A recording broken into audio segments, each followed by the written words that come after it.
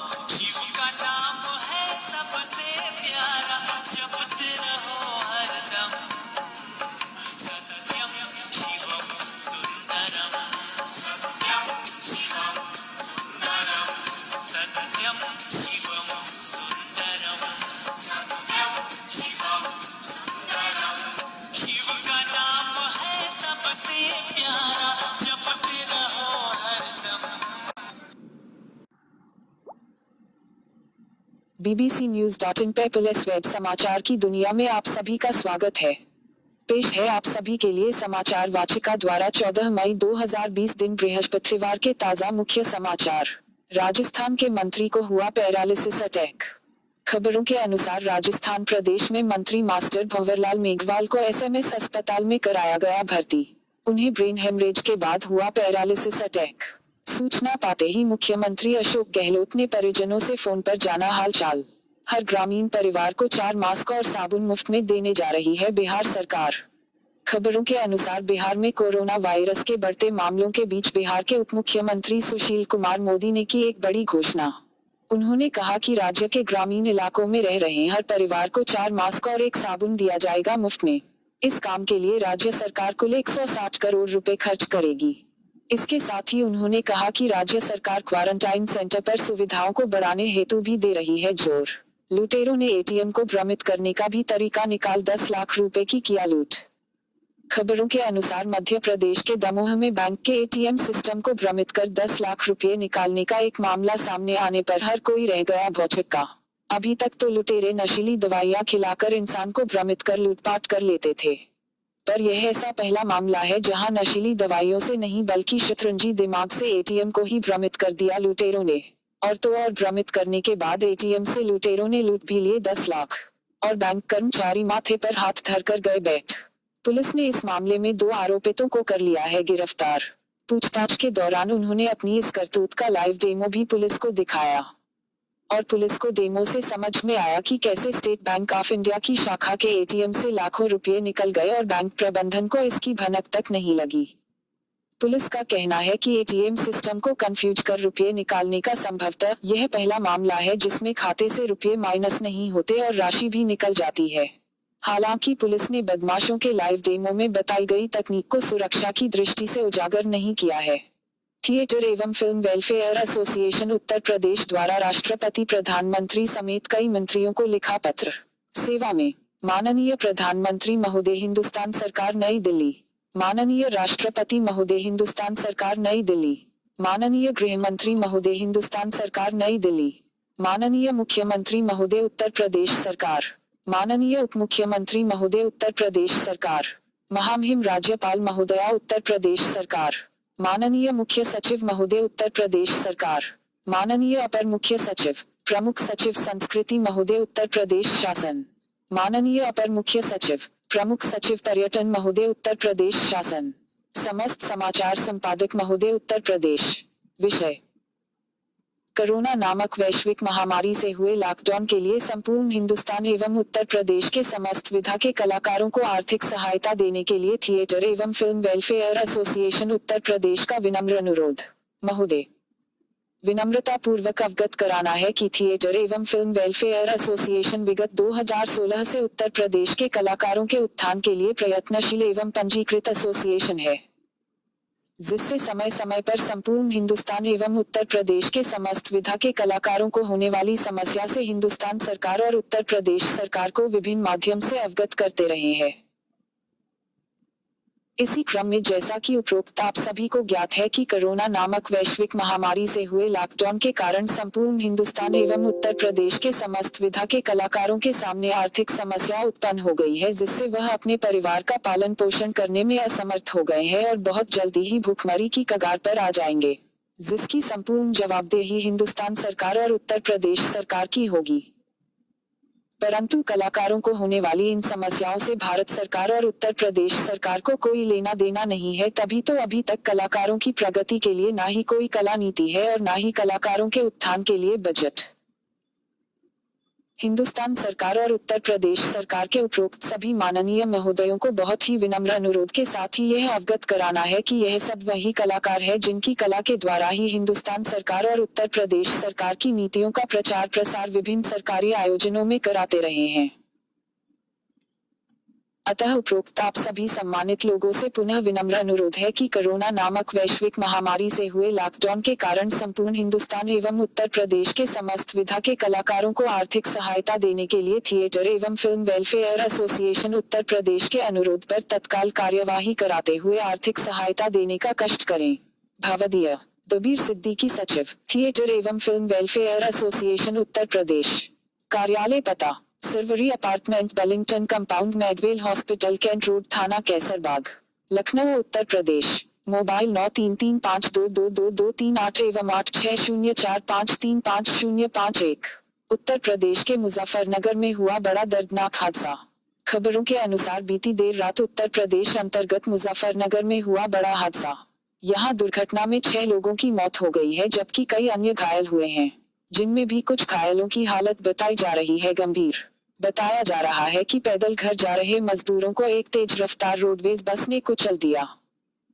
Police द्वारा media में आई खबरों के अनुसार देर रात पंजाब से पैदल ही वापस लौट रहे मजदूर जब सिटी कोतवाली इलाके में पहुंचे तो पीछे से आ रही एक तेज रफ्तार रोडवेज बस ने उन्हें कुचल दिया, जिसमें 6 की दर्दनाक मौत हो गई और कई अन्य घायल हैं। यह सभी मजदूर बिहार के मूल निवासी थे और पंजाब से पैदल ही वापस अपने घर लौट रहे थे। मध्य प्रदेश के गुना में भी हुआ बड़ा हादसा। खबरों के अनुसार मध्य प्रदेश अंतर्गत गुना में एक बस को ट्रक द्वारा टक्कर मार देने के कारण 50 लोग हो गए घायल तथा इस हादसे में 8 मजदूरों की हो गई मौत भी। यह हादसा देर रात 2 बजे हुआ। इस दुर्घटना में मारे गए सभी मजदूर उत्तर प्रदेश के निवासी थे। यह सभी अपने घर लौट रहे थे। यह सभी लोग किस शहर से वापस घर आ रहे थे, फिलहाल इसकी जानकारी अभी नहीं मिल पाई है। भावनगर से ट्रेन द्वारा बस्ती आ रहे मजदूर की ट्रेन में हुई मौत से मचा हड़कंप। खबरों के अनुसार कोरोना वायरस और लॉकडाउन के बीच ट्रेन सेवाएं हो चुकी हैं शुरू और बड़ी संख्या में लोग लगे हैं सफर करने। लेकिन इसी बीच लखनऊ के चारबाग रेलवे स्टेशन पर ट्रेन में मिले मृत मजदूर की रिपोर्ट कोरोना पॉजिटिव आने के बाद जिला प्रशासन और पुलिस में मच गया है हड़कंप। बताया जा रहा है कि मजदूर के कोरोना रिपोर्ट आने से पहले ही प्रशासन के दबाव में रातों रात मृतक का पोस्टमार्टम करा दिया गया। लेकिन अब जब मृतक की रिपोर्ट कोरोना पॉजिटिव आ गई है तो प्रशासन के साथ साथ पोस्टमार्टम हाउस में भी मच गया है हड़कंप। इस मामले में कहा जा रहा है कि पोस्टमार्टम को लेकर सीएमओ लखनऊ की बड़ी लापरवाही सामने आई है। अब सबसे बड़ा सवाल यही उठ रहा है कि आधी रात को आनन फानन में पोस्टमार्टम क्यों कराया गया। आखिर में मृतक की कोरोना रिपोर्ट आने का इंतजार क्यों नहीं किया गया। पोस्टमार्टम करने वाले डॉक्टर भी रिपोर्ट सुनकर आ गए हैं दहशत में। माना जा रहा है कि इस केस से बड़ी संख्या में लोगों में संक्रमण फैलने की आशंका है। अब पोस्टमार्टम हाउस से सूची मंगाकर मृतक मजदूर के संपर्क में आए लोगों कराया जा रहा है क्वारंटीन। बाल चौपाल अम्बेसडर अंशिका त्यागी ने इंस्पेक्टर अनूप मिश्रा संग जरूरतमंदों में राशन किया वितरण।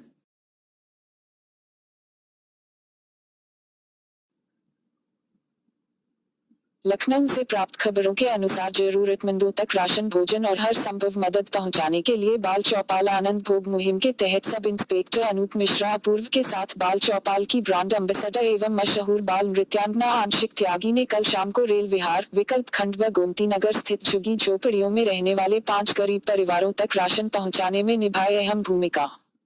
इस मुहिम के तहत जरूरतमंदों को 15 दिन का राशन पैकेट जिसमें आटा, दाल, चावल, सब्जी, चाय की पत्ती, चीनी, मसाले, नमक, तेल और बिस्किट हैं को पहुंचाया गया। जिन परिवारों तक यह राशन पहुंचाया गया उन परिवारों की महिलाएं घरों में झाड़ू पोछा, बर्तन साफ सफाई और उनके पति दिहाड़ी मजदूरी करके परिवार को पालने वाले थे। लॉकडाउन के बाद लोगों ने घरों में काम करवाना ऐसे परिवारों से कर दिया है बंद, जिससे कि इन परिवारों की रोजी रोटी भी हो गई बंद, जिसके कारण उनका परिवार बेहद तंगहाली में आ गया था और खाने का राशन भी खत्म हो गया था। इन्होंने मदद की गुहार की तो इस मुहिम के मुख्य संयोजक सब इंस्पेक्टर अनूप मिश्रा अपूर्व ने इन जरूरतमंद परिवारों को नववंशिका फाउंडेशन अध्यक्ष नीशू त्यागी, मनोज त्यागी के सहयोग से आज राशन दिया और लॉकडाउन की स्थिति सामान्य हो जाने तक यथासंभव मदद करते रहने का भरोसा दिलाया। इस अवसर पर बाल नृत्यांगना अंशिका त्यागी ने अपनी मां नीशू त्यागी के सहयोग से न्यूज़पेपर की बनाई हुई ड्रेस पहनकर लोगों को पर्यावरण रक्षा और सेफ ट्री का संदेश भी दिया। राशन पाने वाले जरूरतमंद परिवारों ने बाल चौपाल और नववंशिका फाउंडेशन के प्रति अपना आभार इस सहयोग के लिए किया व्यक्त। झांसी टू मिर्जापुर राजमार्ग पर तड़के हुए हादसे में 2 युवकों की मौत। खबरों के अनुसार उत्तर प्रदेश अंतर्गत महोबा जनपद स्थित करबई क्षेत्र में आज बृहस्पतिवार की तड़के भोर में किसी अज्ञात वाहन की चपेट में आने से मोटरसाइकिल सवार 2 युवकों की हो गई मौत। पुलिस उप अधीक्षक के बयान अनुसार झांसी टू मिर्जापुर राजमार्ग पर रिवी गांव के निकट आज तड़के भोर में उस समय हो गई जब करबई गांव स्थित रिश्तेदारी में आए 2 युवक कल्लू अनुरागी और करण अनुरागी मोटरसाइकिल से अपने घर वापस बांदा जा रहे थे। मौके पर सूचना पाकर पहुंची पुलिस ने पंचनामा कराकर विधिक कार्यवाही करते हुए शवों को पोस्टमार्टम हाउस भेजने के साथ ही मृतकों के परिवार वालों को मरने की भेज दिया सूचना। बिहार के समस्तीपुर में भी हुए सड़क हादसे में 2 की मौत 18 घायल। खबरों के मुताबिक यूपी के मुजफ्फरनगर व मध्य प्रदेश के गुना में जहां हुआ बड़ा हादसा वहीं बिहार भी हादसे से नहीं रहा अछूता। बताया जा रहा है कि प्रवासी मजदूरों से भरी बस मुजफ्फरपुर से कटिहार जा रही थी कि रास्ते में बिहार अंतर्गत समस्तीपुर के पास प्रवासी मजदूरों की बस एक ट्रक से टकरा गई। यह हादसा भी यूपी और मध्य प्रदेश के हादसे की तरह देर रात ही हुआ। इस हादसे में टक्कर के बाद हुए जबरदस्त हादसे में 2 लोग मारे गए और 18 लोग हो गए जख्मी। इस बस में कुल 32 मजदूर थे सवार। बिहार के समस्तीपुर के पास हुए इस हादसे में बस का अगला हिस्सा बुरी तरह से हो गया क्षतिग्रस्त। मुख्यमंत्री उत्तर प्रदेश योगी जी ने मुजफ्फरनगर की घटना पर व्यक्त किया शोक। खबरों के अनुसार मुख्यमंत्री उत्तर प्रदेश योगी आदित्यनाथ जी ने शोक व्यक्त करते हुए ट्वीट करके कहा कि उत्तर प्रदेश अंतर्गत जनपद मुजफ्फरनगर में हुई सड़क दुर्घटना में पंजाब से बिहार जा रहे प्रवासी कामगारों श्रमिकों की मृत्यु दुखद है। मेरी संवेदनाएं शोक संतप्त परिजनों के साथ हैं। सभी घायलों के समुचित उपचार तथा मृतकों के पार्थिव शरीर को बिहार राज्य भेजने की व्यवस्था करने के निर्देश अधिकारियों को दिए गए हैं। उद्धव ठाकरे बने निर्विरोध रूप से महाराष्ट्र विधान परिषद के सदस्य। खबरों के अनुसार महाराष्ट्र में विधान परिषद की खाली 9 सीटों पर 21 मई को होने थे चुनाव, लेकिन अब इसकी जरूरत नहीं पड़ेगी क्योंकि 3 उम्मीदवारों ने अपना नाम ले लिया है आज वापस, जिसके बाद अब मैदान में 9 सीटों के लिए रह गए हैं सिर्फ 9 प्रत्याशी ही। इसी कारण से महाराष्ट्र के मुख्यमंत्री उद्धव ठाकरे को निर्विरोध रूप से चुन लिया गया है महाराष्ट्र विधान परिषद का सदस्य। ज्ञात हो कि उद्धव ठाकरे ने 28 नवंबर को राज्य के मुख्यमंत्री पद की ली थी शपथ। इसी वजह से उन्हें विधानसभा या विधान परिषद दोनों में से किसी एक सदन का सदस्य चुना जाना हो गया था जरूरी। ब्रिटिश हाईकोर्ट ने खारिज किया भगोड़े व्यापारी विजय माल्या की याचिका। खबरों के अनुसार ब्रिटिश हाईकोर्ट ने हिंदुस्तान सरकार द्वारा भगोड़ा घोषित किए जा चुके कारोबारी विजय माल्या को दिया बड़ा झटका। ब्रिटिश हाईकोर्ट ने भगोड़े विजय माल्या की उस याचिका को कर दिया खारिज जिसमें उसने सुप्रीम कोर्ट में प्रत्यर्पण केस में अर्जी देने का दिया था आवेदन। ब्रिटिश हाईकोर्ट द्वारा दिए गए इस फैसले के बाद अब माल्या के प्रत्यर्पण को लेकर निगाहें वहां की गृह सचिव प्रीति मेनन पर जा टिकी हैं। मीडिया में बताया गया कि ब्रिटिश कानून के मुताबिक अब ब्रिटिश हाईकोर्ट के द्वारा एक समय सीमा तय की जाएगी जिसमें माल्या के प्रत्यर्पण की पूरी प्रक्रिया को संपन्न किया जाएगा। हिंदुस्तान की तरफ से पक्ष रख रहे क्राउन अभियोजन सेवा के मुताबिक हाईकोर्ट ने माल्या के उन तीनों दलीलों को कर दिया खारिज जिसमें उसने मौखिक प्रस्तुति उसकी डिफेंस टीम द्वारा तैयार किए गए प्रश्नों पर एक प्रमाण पत्र प्रदान करने और सुप्रीम कोर्ट में अपील दायर करने की मांगी थी इजाजत तथा जिसमें उसने सुप्रीम कोर्ट में प्रत्यर्पण केस में अर्जी देने का दिया था आवेदन। लॉकडाउन के दौरान भी उत्तर प्रदेश में हत्याओं का नहीं रुक रहा है सिलसिला। खबरों के अनुसार ताजा मामला उत्तर प्रदेश अंतर्गत प्रयागराज का है जहां लॉकडाउन में भी हत्या होने से मच गया है हड़कंप।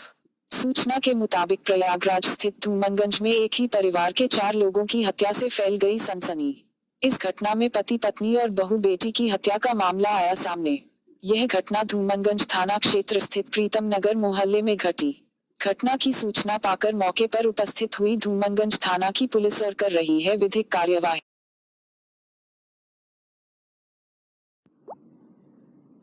अभी तक आप सुन रहे थे समाचार वाचिका से 14 मई 2020 दिन बृहस्पतिवार के मुख्य समाचार। अब हमें दीजिए इजाजत। कल सुबह 7 बजे के आसपास आप सभी के लिए पुनः वेबसाइट मालिक सत्य प्रकाश चौबे प्रस्तुत करेंगे महान धार्मिक रचना विष्णु पुराण।